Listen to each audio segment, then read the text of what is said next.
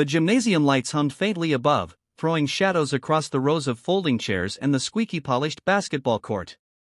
It was talent show night at the small-town community center, the kind of evening where parents with camcorders leaned forward nervously, kids whispered nervously behind stage curtains, and the air buzzed with the mix of popcorn smell and expectation.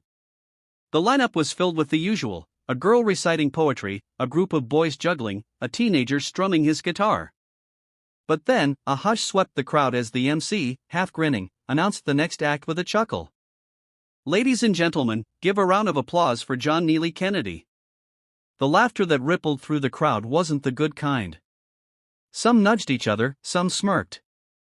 John, after all, wasn't known for singing or for much of any stage-worthy talent.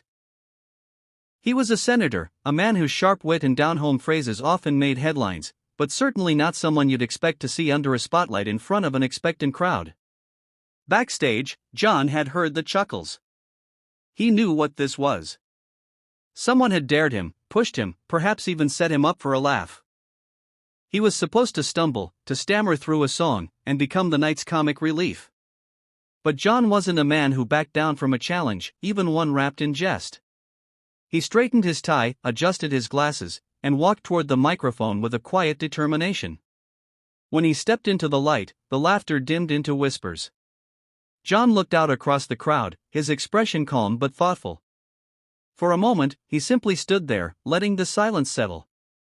Then, with a voice that carried both a tremor and a steadiness, he began to sing. It wasn't what anyone expected. His voice was raw, deep, and haunting, filled with the kind of emotion that only comes from lived experience. Each note wasn't polished like a professional singer's, but it carried weight. He sang of home, of struggle, of loss, and of resilience.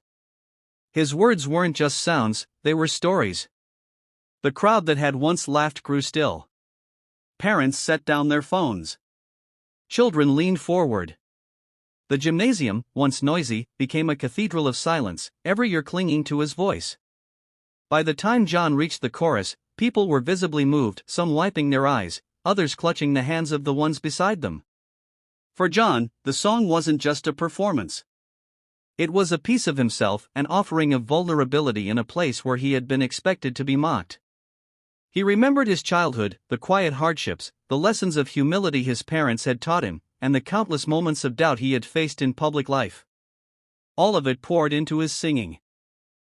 When the final note faded, it hung in the air like a prayer. Then came silence, long, heavy, almost sacred. And finally, an eruption of applause, not polite or obligatory, but thunderous, heartfelt, rising like a wave from the sea.